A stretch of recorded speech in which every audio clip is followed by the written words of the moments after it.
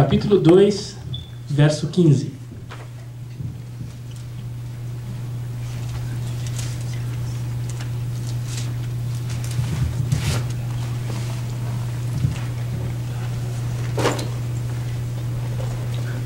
Dizem que esse versículo é um versículo que já se tornou até de praxe no dia de consagração de obreiros.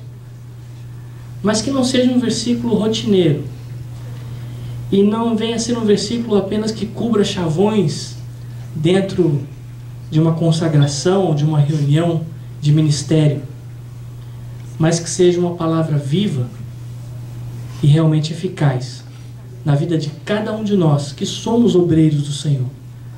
Não é porque nós temos um título ou uma unção que nós deixamos de ser membros. Continuamos sendo membros do corpo de Cristo.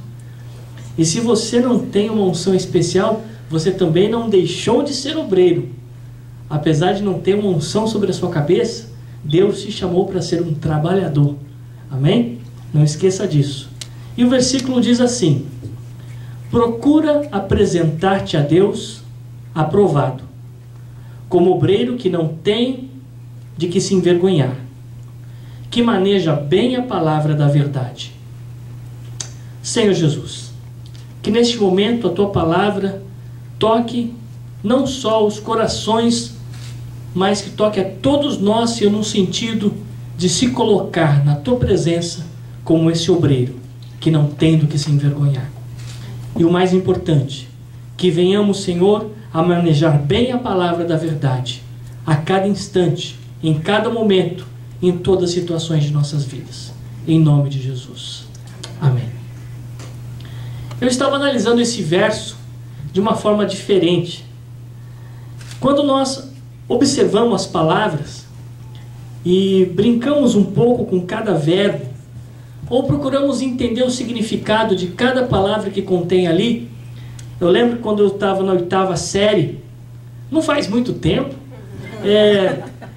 eu lembro que tinha uma tarefa que a gente fazia em gramática portuguesa, que era análise sintática e análise morfológica. Quando a professora falava, hoje nós vamos fazer análise morfológica, todo mundo torcia o nariz. E se falava em análise sintática, aí que o negócio entortava de vez. Era chato. O mais interessante é que eu pensava que eu nunca iria precisar daquilo. Na vida a gente pensa muita coisa. Para que eu vou estudar isso? Eu nunca vou usar isso na minha vida. E o mais engraçado é que hoje eu vejo o quanto cada palavra que eu estudava ali se tornou importante hoje na minha vida prática, principalmente como cristão. Sabe por quê? Quando o salmista diz que guardei a tua palavra no meu coração para não pecar contra ti, eu tenho que entender que essa palavra precisa ser analisada nos seus mínimos detalhes para de fato não pecar contra Deus. E o ato de não pecar contra Deus depende da análise sintática e morfológica. Ih, pastor, então eu vou ter que voltar na 8ª série de novo e lembrar de todos os detalhes do verbo, das palavras. Seria muito bom. Sabe por quê? Cada vez que nós lemos a Bíblia, cada vez que nós lemos uma sentença, uma oração, uma frase na palavra do Senhor, é necessário que a entendamos o melhor possível e que possamos tirar o melhor proveito de cada palavra. A palavra de hoje fala a respeito da importância de ser um obreiro na mão de Deus. Talvez nesse versículo você não consiga entender a importância que Deus dá a esse verdadeiro obreiro, que maneja bem a palavra do Senhor e não tem do que se envergonhar. O pastor Pedro já antecipou algumas palavras aqui, que diz que por mais que tentemos ser perfeitos, somos defeituosos. Somos cheios de falhas, porque somos humanos. E o errar, como diz o ditado popular, é humano. Entretanto, vamos colocar uma vírgula e vamos adicionar algo a isso. O errar pode ser humano. E a Bíblia diz um versículo muito interessante: o cair é do homem. Deus não cai. Graças a Deus que ele não cai. Mas ele continua dizendo, mas o levantar é de quem? É de Deus. Como é gostoso saber disso.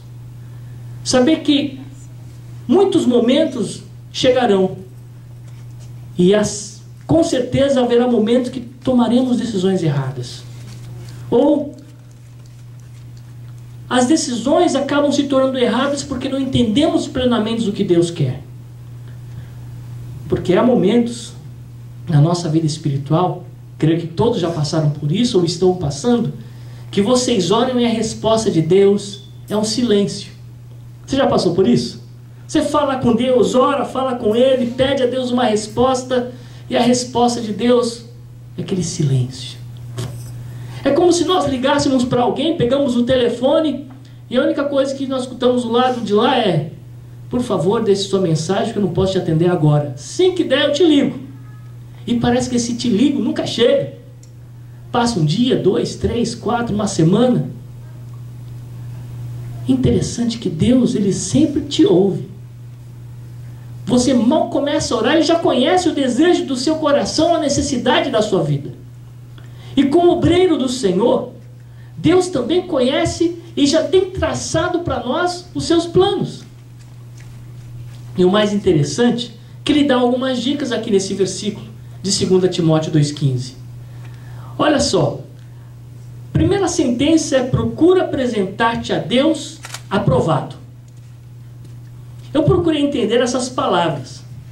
Uma das primeiras palavras que eu encontro aqui, no original em grego, é espodazo, que significa esforçar, ou como diz aqui, procura apresentar-te, se procura, na verdade é se esforce, se esmere, esteja sempre pronto.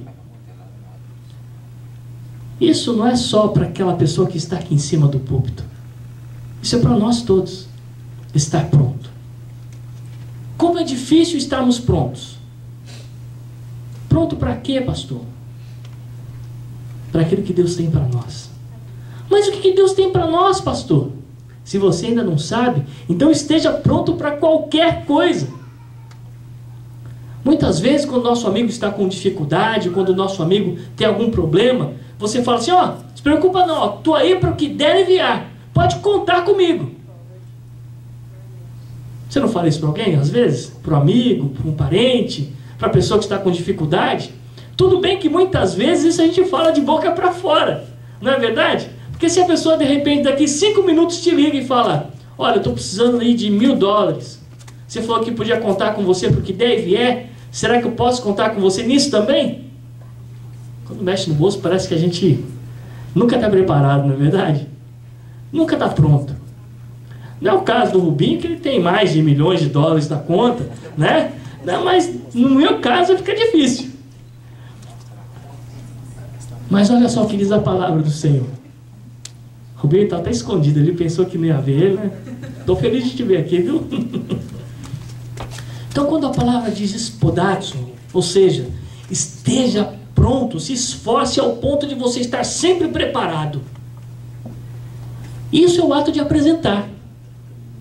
Procura. Ou seja, se prepare. Esteja no ponto certo para se apresentar. E a palavra apresentar é uma outra palavrinha interessante que no grego é paristeme. Não é para temer, não. Né? Parece que temi, não. Né? Paristeme, é outra coisa. Significa, em inglês, é stand beside. Ou seja, esteja sempre pronto ao lado de. Ao lado de quem? Ao lado de quem? Esteja sempre pronto, sempre aposto ao lado de. Nesse caso aqui, ao lado do que Deus tem preparado para você. Pronto sempre, na ordem certa, no lugar certo, no instante certo, onde Deus quer que você esteja. Olha para a pessoa do seu lado, você sabe onde é o lugar que Deus te quer?